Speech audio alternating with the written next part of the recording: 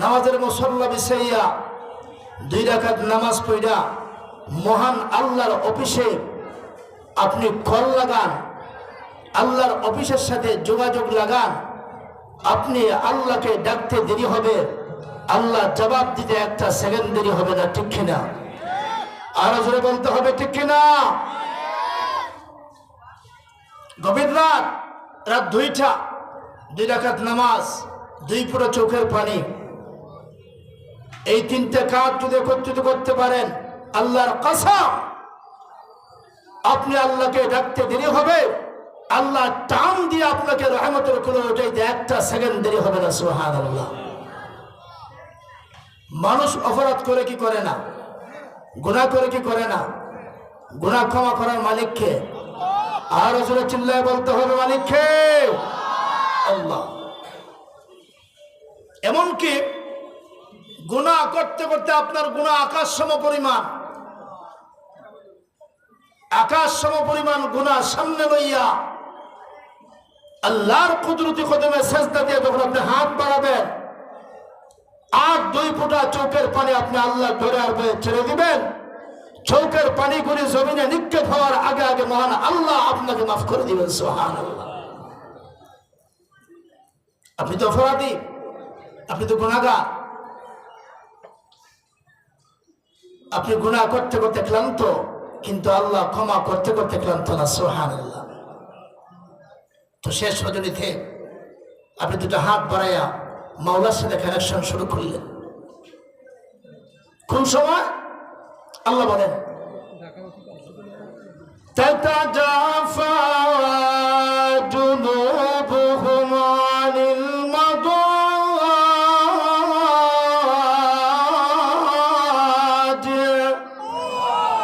আর জোরে চিৎকার দিয়ে আল্লাহু আকবার।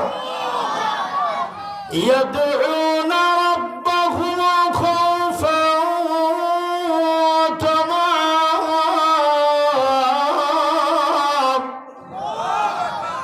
এমন একটা সময় আল্লাহর কিছু বান্দা বিছানা থেকে পিঠ আলাদা করে চূড়াই পথে আল্লাহর কুদরতে আরশে মহল্লার সাথে কানেকশন ফিট করে দেয়। সুবহানাল্লাহ। কিভাবে? প্রভু, জানি আমি গুনাহগার, এটাও জানি তোমার নাম গফফার। জানি আমি গুনাহগার, এটাও জানি তোমার নাম সত্তার। ঠিক না বেঠিক? আরো জোরে আওয়াজ করে বলতে হবে, ঠিক না বেঠিক? প্রভু গো,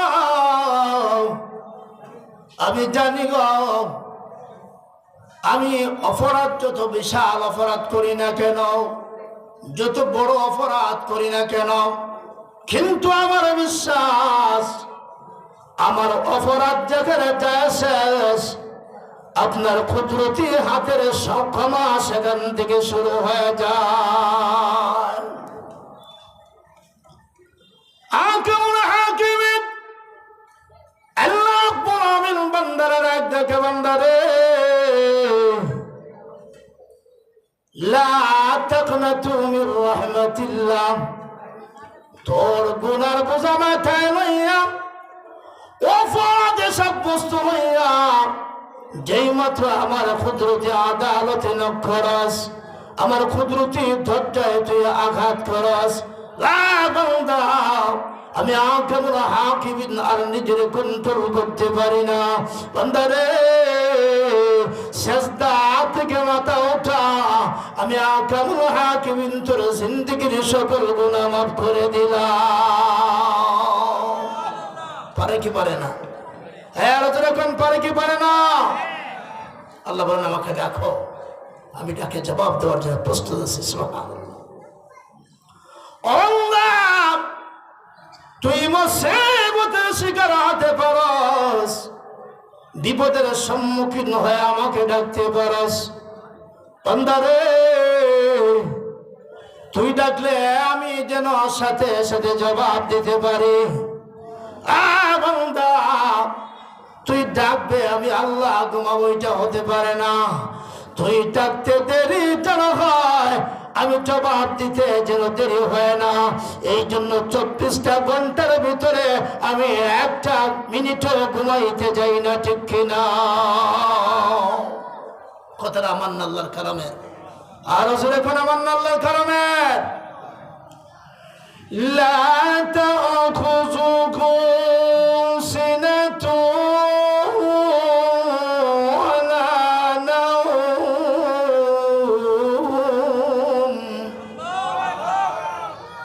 বান্দা ঘুমাইব কি দূরে থাক, আমি আল্লাহর তন্দ্রাও আসে না। সুবহানাল্লাহ। আমি যদি ঘুমায় যাই, এত মুসিবতের শিকার হইয়া যদি আমাকে ডাক দিস রে বান্দা, বান্দারে কে তোর ডাকে সাড়া দিবে, কে জবাব দিবে? তোর মা ঘুমায় আছে, তোর আব্বা গভীর ঘুমায় আছে, তোর বন্ধু ঘুমায় গেছে, তোর আত্মীয় স্বজন কেউ সজাগ নাই, কিন্তু আমি আল্লাহ তোর জন্য সজাগ আছে। সুবহানাল্লাহ।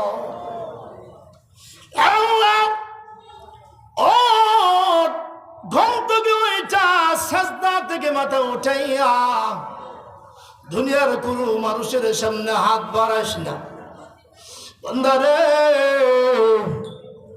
আমার রহমতের দরওয়াজা বড় প্রশস্ত এবং বড় বিশাল। তুই একবার আমাকে ডাক দে, তুই একবারে আমাকে ডাক দিবি তো আমি 70 বার তোর ডাকে সাড়া দিয়া থাকি। উদাহরণস্বরূপ, মা তার 3টা সন্তানকে নিয়ে ঘুমায় আছে। একটা ছেলে বড়, একটা ছেলে মাইজম, আর একটা ছেলে ছোট। গভীর রাত কোনো একটা ছেলে হঠাৎ করে আওয়াজ দিল, মা পানি দাও। আপনাদের কাছে আমার প্রশ্ন, এই যে গভীর রজনীতে মা পানি দাও বলে ডাক দিল, এই 3 সন্তানের কোন সন্তান পানির জন্য ডাক দিছে? মা কি কণ্ঠ চিনতে ভুল করে? আমার সাথে আওয়াজ করবেন, কণ্ঠ চিনতে ভুল করে? মা কি পানির গ্লাস নিয়ে ভুল নিয়ে দেয় না? যে ডাক দিছে তার হাতেই পৌঁছায় দেয়, যে ডাক দিছে তার হাতেই দেয়।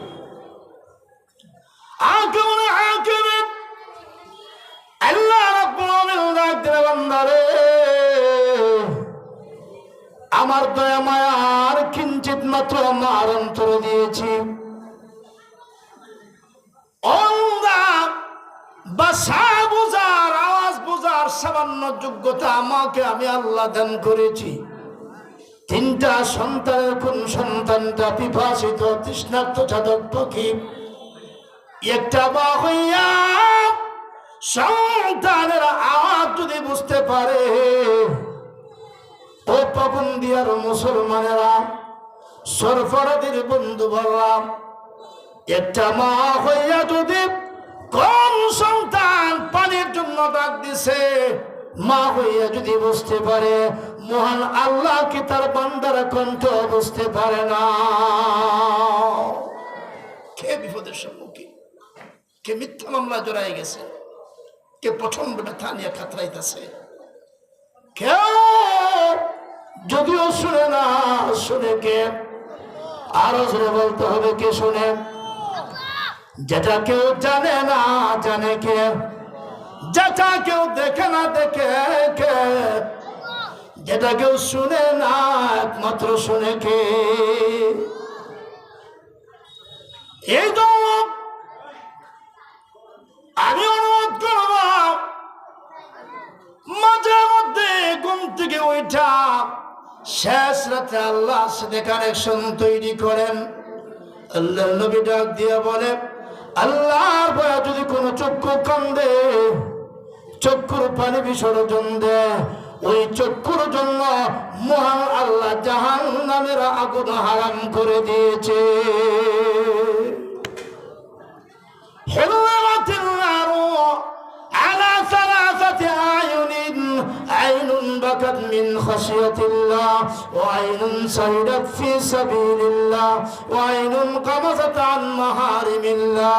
বান্দারে, আল্লাহর ডরে এবং ভয়ে, জাহান্নামের ডরে এবং ভয়ে কোনদিন তুমি চোখের পানি ছেড়ে দিয়া আগামী হাকিমের সামনে তুমি যখন বিনা বিনা কাঁদতে শুরু করো আর তোমার ঢাল বেবে ঝর্ণার মতো যখন পানি জড়ে, আল্লাহ রাব্বুল আলামিন হাকিমুল হাকিমিন ডাক দিয়া বলে, বান্দা বান্দীদের, আমি পৃথিবীর সব বরদাস্ত করতে পারি, তোর চোখের পানি বরদাস্ত করতে পারি না।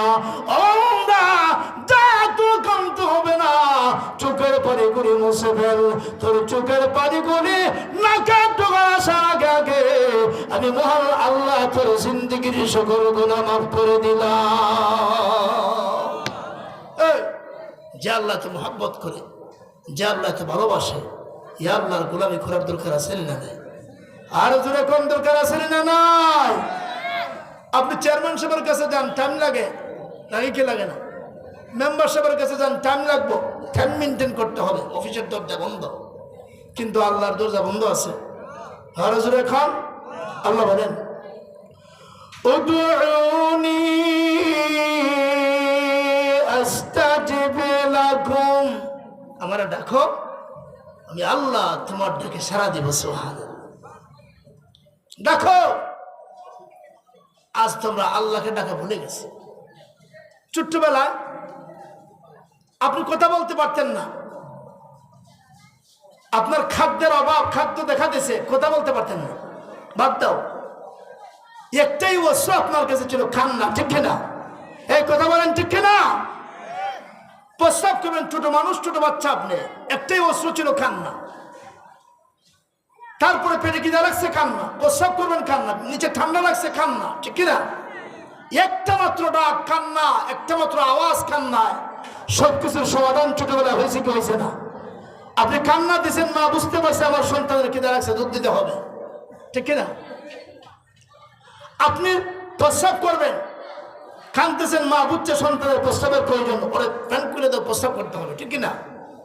আবার নিচে ঠান্ডা লাগছে, আপনি কাঁদছেন, মা বুঝতে পারছে ওর নিচে ঠান্ডা লাগতেছে, মা ভিজা বিছানায় ঘুমাইয়া আপনাকে শুকনা বিছানায় ঘুম পড়ায়, অথবা নিজের বুকে উঠাইয়া ঘুম পড়ায়, ঠিক না?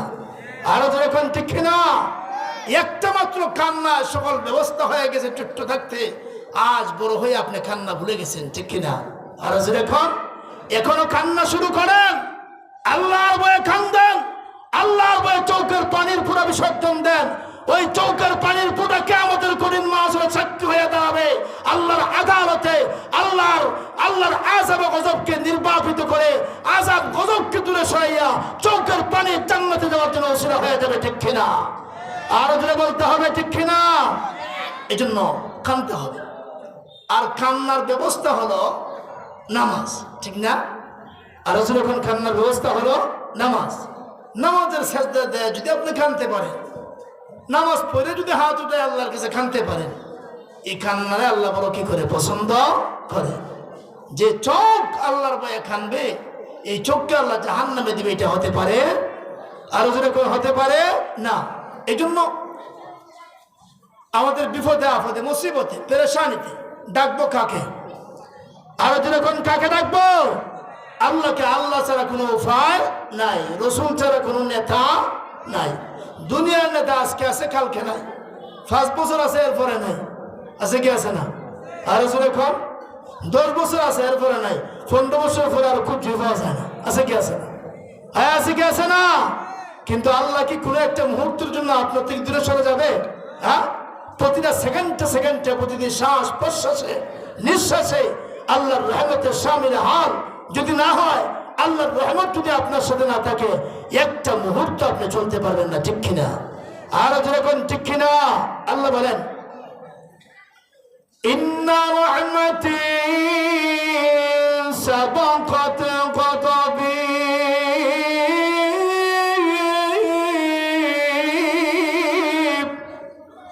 ও বান্দা, আমার রহমত গজবের আগে আগে দৌড়ায়। আর না তুই মাহে রমজানে যখন হোটেল রেস্তোরাঁতে লাল পর্দা টাঙায় তুই যখন ডাইলের বড়া খাস ফেজু খাস ইচ্ছা করলে আমার রহমতের ফেরেস্তা যায় গজবের ফেরেস্তা গলা চিপাইতে ধরতে পারে কি পারে না? হ্যাঁ আল্লাহ ক্ষমতা আছে নে, গলা চিপাইতে ধরতে পারে।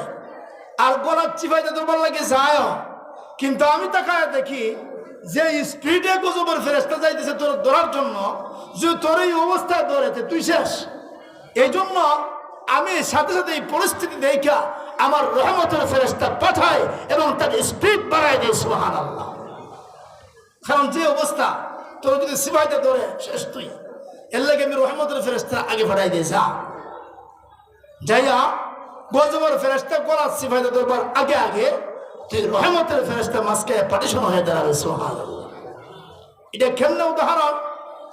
সন্তান দেখবেন তো বাবার সাথে রাগ গোসা করে, অথবা বাবার কোনো নির্দেশ না মানার কারণে বাবা সন্তানদের মারবার লাগে ফাঁসুন নিয়ে গেছে দৌড় দিয়ে, কেউ আজকে হের একদিন আর না আমার একদিন, আছে কি আছে না? ওই বাড়ি দিয়ে থাকবো আর নামে থাকবো, এমন আছে কি আছে না? কিন্তু মা তাকায় দেখে লাঠির যে অবস্থা আর ফাজুনের যে অবস্থা, ফাজুন উত্তোলন করছে দেখ, ওর যেভাবে উড়াইছে যদি এটা পরে সন্তানের ভেতরে শেষ। এই অবস্থা দেখা মা আর তার নিজেকে কন্ট্রোল করতে পারে না। সুবহানাল্লাহ। মা যে মাত্র আব্বা সন্তানকে মারার জন্য লাঠি উত্তোলন করে, যেই মাত্র লাঠি এরকম ওঠায়, মা থাকায় দেখে এটা যদি সন্তানের উপর পড়ে তাহলে শেষ, ঠিক না বেঠিক? এমনি ওই মা একটা ধর দিয়ে সামনে এসে আসেন, এইবারে অপরাধ করছে, সামনে আর অপরাধ করবে না, ঠিক না বেঠিক? আরো জোরে কম। আমি মা হইয়া সন্তানকে মারবেন, আমার চোখের সামনে এটা বরদাস্ত করতে পারি না। স্বামী গো, এইবারের মতো আমার দিকে তাকাইয়া তারে মাফ করে দিন, ঠিক কিনা? আরো জোরে কোন, ঠিক কিনা? মানুষ একটা মা সন্তানের জন্য যদি তোমায় হতে পারে, মহান আল্লাহর কি মায়া কম না বেশি? আরো যখন একটা মা বাবা তার সন্তানকে যে পরিমাণ মহব্বত করে, তার চেয়ে মহান আল্লাহ তার বান্দা বান্দিরে কোটি গুণ মহব্বত বেশি করে, ঠিক কিনা?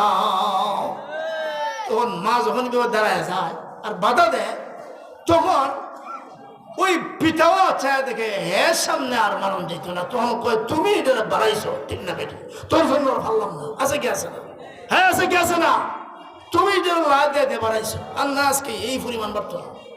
মা মাঝখানে পার্টিশন হয়ে দাঁড়ালে বাবার প্রচন্ড রাগ থেমে যায়, বাবার আঘাত করতে যায় না।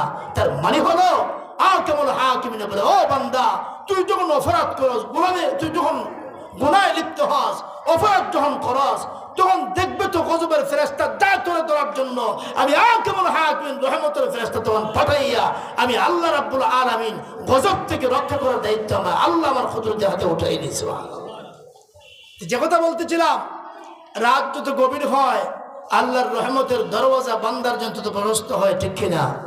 আরো জোরে কোন, ঠিক কিনা? এই জন্য মহান আল্লাহ রাব্বুল আলামিনকে আমরা যখন ডাকবো, যেভাবে ডাকবো, আল্লাহ কই তুই ডাকতে দেরি, আমি মহান আল্লাহ তোর ডাকে সাড়া দিতে দেরি না। মুসলমান ডাকলে তো আল্লাহ শুনে, এমনকি কোনো হিন্দু যদি ডাক দেয় আল্লাহ শুনে কি শুনে না? আমার সাথে কথা বলেন, শুনে কি শুনে না? এক হিন্দু ভদ্রমশাই, তার মেয়ের পেটের ব্যথা শুরু হয়ে গেছে। কি শুরু হয়েছে? পেটের ব্যথা শুরু হয়ে গেছে। রাত গভীর, কোথায় যাবে? তো মিষ্টি, দই, খই, মই সব লইয়া গিয়া মূর্তির সামনে হাজিরা দিছে। তো মূর্তির সামনে হাজিরা দেখো, এ মূর্তি, এ আমার খুদা ভগবান, 12 মাসে তেরে পূজা করি, এখন বিপদের সম্মুখীন হয়ে তোর কাছে আইছে না, এই খই দই মিষ্টি যা আছে সব খা, বিনিময়ে আমার মেয়ের পেটের ব্যথা ভালো করে দেয়। আচ্ছা কোন চাই? এখন এই মূর্তি কি ভালো করার কোনো ক্ষমতা রাখে? আরো জোরে খান। হের নিজের উচ্চক মন নাই, হের নিজের উচ্চ বানায় বাঁশ পেশিতে দেখা হয়ে যেত, ঠিক না বেঠে? আরো জোরে খান। তে কল্যাণ করবার বাসে বুকুর থেকে তুই নিজে কোথাও কইতে পারে না, হাও খায় না, নাও খায় না। তো মূর্তির যখন এভাবে ডাক দিছে খা, তোমার মেয়ের পেটের ভেতরে ভালো করে দে, মূর্তি হাওয়া কয় না, নাও কয় না। তো হে ডাক দেখো কিরে ব্যাপার, মূর্তিতে হাওয়া কয় না, নাও কয় না, এবং হে কোয়া এটা তো ক্ষুদা না, এটা দিকে হুদা, ঠিক না বেটে? হ্যাঁ রসুল এখন ঠিক না, এখন কয় না এই হুদা, এই হুদার গোলামি আর করা যাবে না। না এটা দেখেছে খুদা না, এটা দেখেছে হুদা। এই হুদা, এই বেকার, এই সমস্যার পূজার গোলামি আর করা যাবে না, ঠিক কিনা? আরো এখন ঠিক কিনা? মুসিবতের সময়, বিপদের সময় খুদা যদি সাহায্য না করে, এটা কেমন খুদা? এটারে মানা যায় না, এটারে আর পূজা করা যায় না। যে আল্লাহ বিপদে মুসিবতে বান্দারা সাহায্য করে, ওই আল্লাহর অনুসন্ধানে যেতে হবে। রে মূর্তি আর জিন্দেগিতে তোর সামনে আসবে না, আজকে থেকে আমি তোকে 3 তালাক দিয়া দিলাম, জীবনে আর কোনোদিন তোর সামনে হাজির হব না, ঠিক কিনা?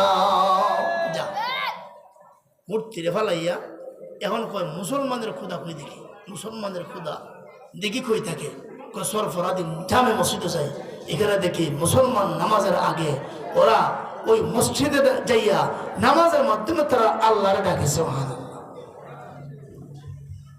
এখন সে তো কিছুই চিনে না, বুঝে না, উজুও চিনে না, গোসলও চিনে না, মুসলমান কোন তরিকা উজু করে এটাও জানে না, কিন্তু এ বুঝে এখন মুসলমানের নামাজের আগে দেখছি উজু করে, এটা বুঝে কি বুঝে না, এটা দেখে। হ্যাঁ, আর মুসলমান নামাজের আগে উজু করা দরকার, উজু ছাড়া নামাজ হবে না। কারণ রাসূল বলেন লা তুকবালুস সালাতা বিগাইরি তুকুরিন,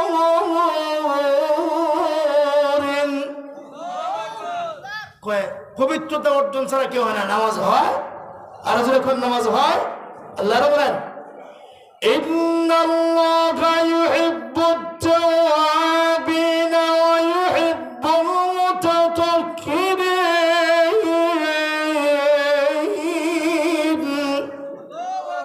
আল্লাহ পবিত্রতা অর্জনকারীকে পছন্দ করে, আর তওবাকারীকে আল্লাহ পাক পছন্দ। ইউহিব্বুত তাওয়াবিনা ওয়া ইউহিব্বুল মুতাতাহহিরিন। এর লাগে নামাজ পড়তে গেলে নামাজের আগে উযু রাখবো, ঠিক না বেঠিক? আর কেউ যদি উযু করে লাভ পেতে, আল্লাহর নবী আরেক হাদিসে বলেন ইন্না উম্মতি আতুনা ইয়াউমাল কিয়ামা গুররাম মুহাজ্জালিনা মিন আসারিল উযু। কয় আমার উম্মত কিয়ামতের কঠিন মাহশরে এরা উযু করে নামাজের আগে, এই জন্য এদের একটা লাভ হইল, এরা কিয়ামতের কঠিন মাহশরে ইয়াতুনা উম্মতি ইয়াউমাল কিয়ামা গুররাম মুহাজ্জালিনা মিন আসারিল উযু, ওযুর চিহ্নগুলি উযু করার কারণে ঝলমল করতেছিল, এই চিহ্নগুলি কিয়ামতের আদালতে আল্লাহর কুদরতে আদালতে হাজির হয়ে যাবে। সুবহানাল্লাহ। আম্মা জানা আয়েশা সিদ্দিকা রাদিয়াল্লাহু তাআলা আনহা একদিন রাসূলকে প্রশ্ন করেন, ও নবীজি আপনার উম্মত অসংখ্য গণিত উম্মত হবে, আর রাসূল কয় তাযাওয়াজুল ওয়াদুদাল ওয়ালুদ ফাইন্নাহা মুকাফিরুন বিকুমুল উমাম। আমার উম্মত বেশি হইব, আর বেশি উম্মত নিয়ে আমি কিয়ামতের দিন কেমন ফখর করব, এই জন্য আমার উম্মত বেশি হওয়া চাই।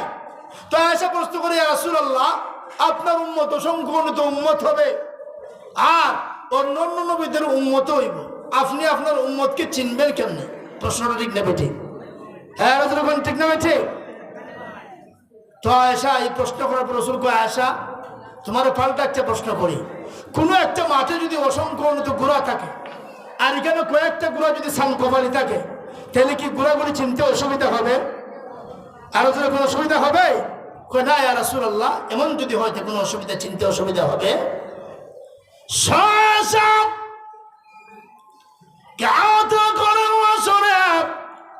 অসংখ্য উম্মত হবে, অন্য অন্য নবীদের উম্মত হবে, আয়েশা গো, তুমি প্রশ্ন করেছ আমি নবী আমার উম্মত চিনব কি করে? ওই আমার উম্মত নামাজের আগে ওযুর জন্য ওযু করেছিল, নামাজ পড়ার জন্য ওযু করেছিল।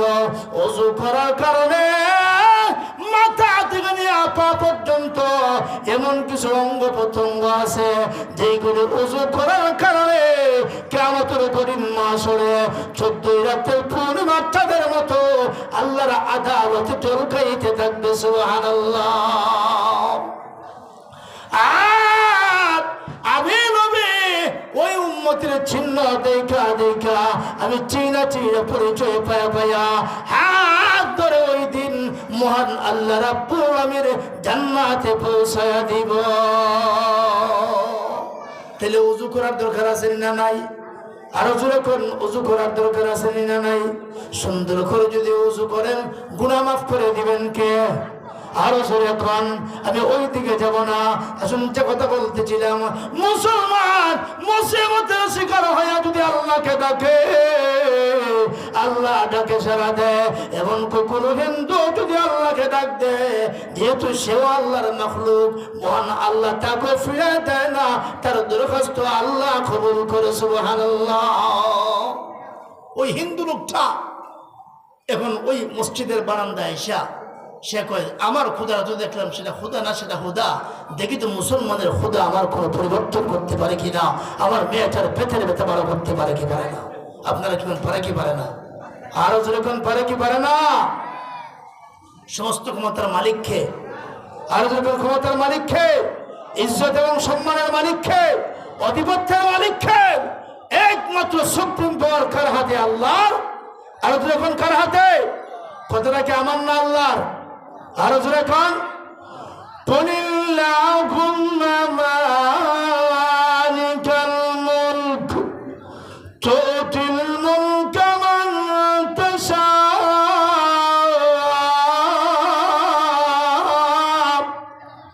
ওয়া তানজিউল মুলকা মিম্মান তাশা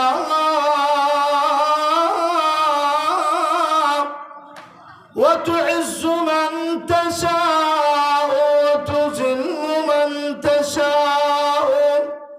بيدك الخير إنك على كل شيء قدير। সম্মান ইজ্জতের চাবিকাঠি একমাত্র কার হাতে? আর যখন কার হাতে? হে পৃথিবীর মানুষেরা, সম্মান চাও, ইজ্জত চাও, আল্লাহর গোলামি করো, আল্লাহর কুদরতি কদমে মাথা ঝুঁকাও, আল্লাহর প্রশংসা করো, রাসূলের উপর দুরূদ শরীফ পড়ো, জিকরুল্লাহর আমল করো, আল্লাহর প্রেমে পাগল হও, রাসূলের প্রেমে পাগল হও। সম্মান আর ইজ্জতের চার বাড়ায় দিবেন কে? আর যখন কে বাড়ায় দিবেন? আল্লাহ বাড়ায় দিবেন। পৃথিবীর কত ইতিহাস। বাদশা গতকাল রাতেও ছিল 5-7 তলার মালিক, সকালবেলা ভূমিকম্পে বিল্ডিং দশে, সকালবেলা 3টা রুটির মালিক না, ঠিক না বেঠি? আছে কি আছে না? এই পরিবর্তন করে কে? আর যখন পরিবর্তন করে কে? সুতরাং ধনী হোক গরিব হোক, মুসলিম হোক অমুসলিম হোক, ডাক দিলে শোনে কে? আর যখন ডাক দিলে শোনে কে?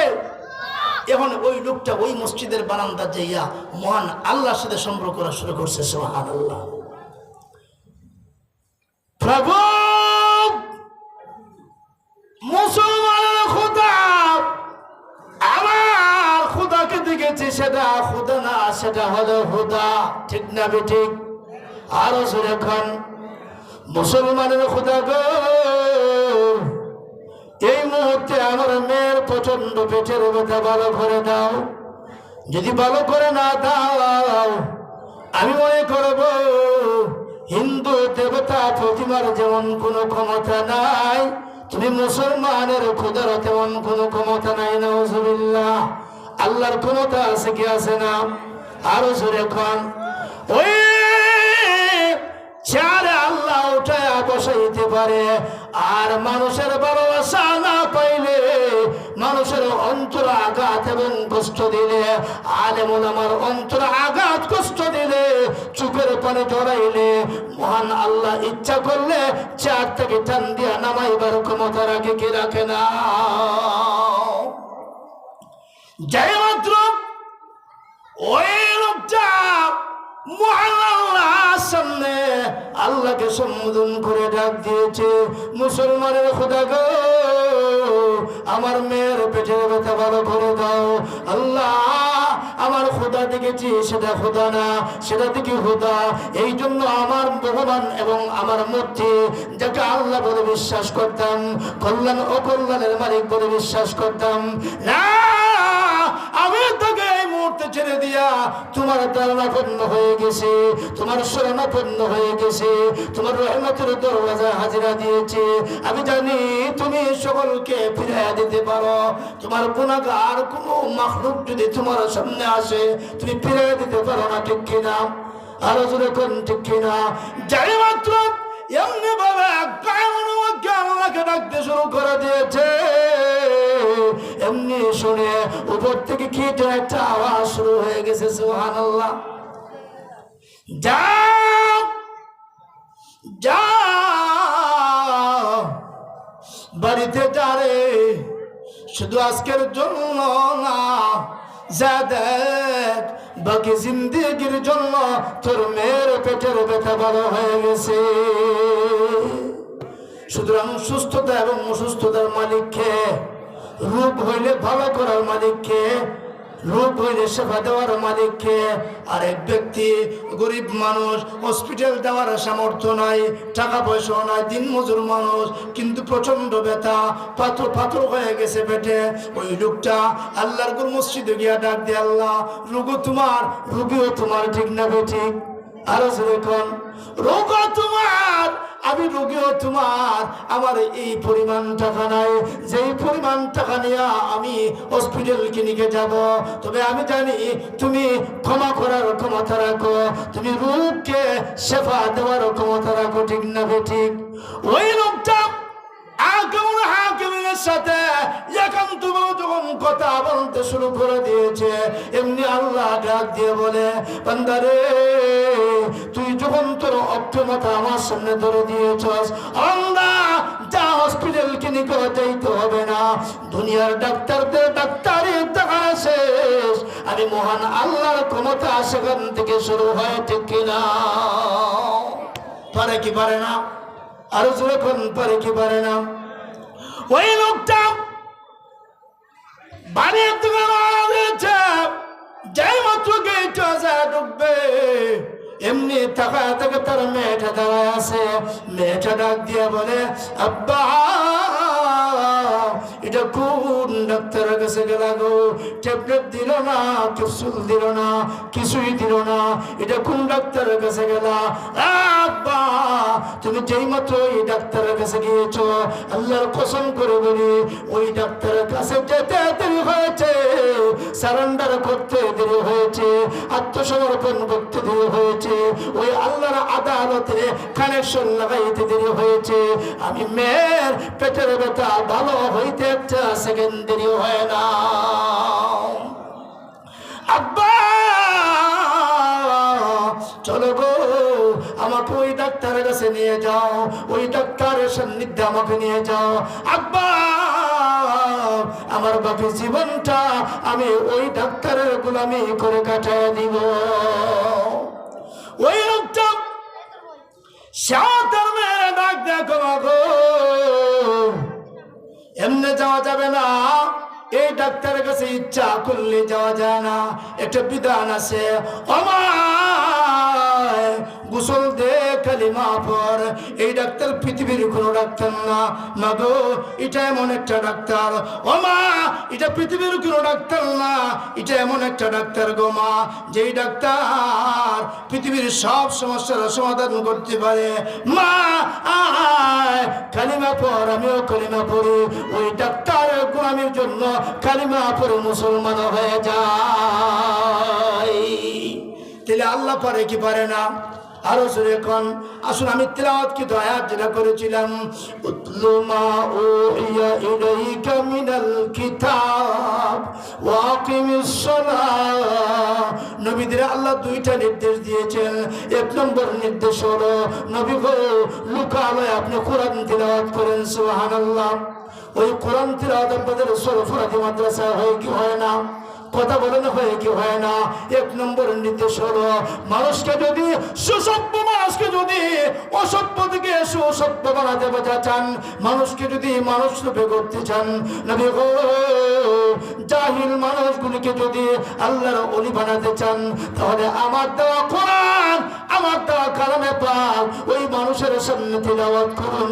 কোরআনের আকর্ষণে ওই মানুষগুলি কাট্টা কাফের হওয়ার পরে কোরআনের সুন্দর তিলাওয়াতের জাদুতে কালিমা পড়ে মুসলমান হয়ে যাবে। এক নম্বর নির্দেশ, কোরআন তিলাওয়াত করো। যে কোরআনের তিলাওয়াত আপনাদের সরফরাত মাদ্রাসায় হয়, নামাজ কায়েম করো।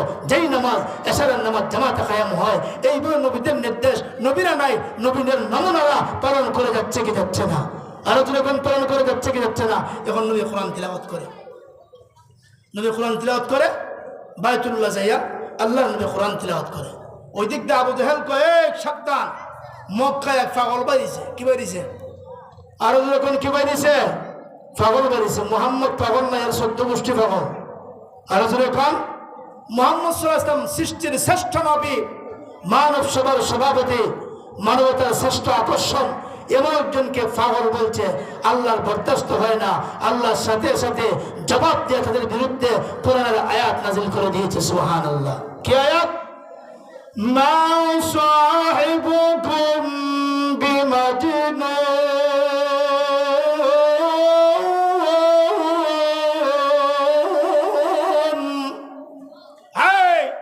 আরবের কাফেররা মুশরিকরা আমার মুহাম্মদ পাগল না, যারা মুহাম্মদের পাগল হইবা তোরা 14 গোষ্ঠী পাগল। ঠিক না বেঠি? আর যখন ঠিক না বেঠে এখন মুহাম্মদ কোরআন তিলাওয়াত করে আর আবু জাহেল রুল জারি করছে, মুহাম্মদ পাগল হয়ে গেছে, এই পাগলের কাছে কেউ যায় না। হ্যাঁ, আপনারা দেখবেন তো কেউ যদি শুনে পাগল হয়েছে, যদি বলে পাগল হয়েছে, এরা দেখবার লাগে আর পাগল হয়ে যায়। ঠিক কিনা? আর যখন পাগল দেখবার লাগে পাগল হয়ে যায়। তো উমর সে কই পাগল হয়েছে, আচ্ছা আমিও যাই দেখি, পাগল তো দেখার দরকার। যে দেখে আল্লাহর নবী বাইতুল্লাহ দাঁড়াইয়া সমুদ্র কণ্ঠে আল্লাহর কালাম তিলাওয়াত করা শুরু করছে। সুবহানাল্লাহ। ইয়াসিন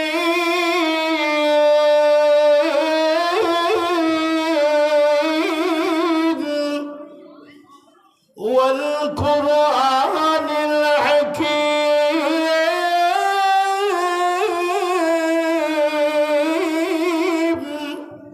এই তিলাওয়াতুন না কই ইয়াসিন ওয়াল কুরআনিল হাকীম।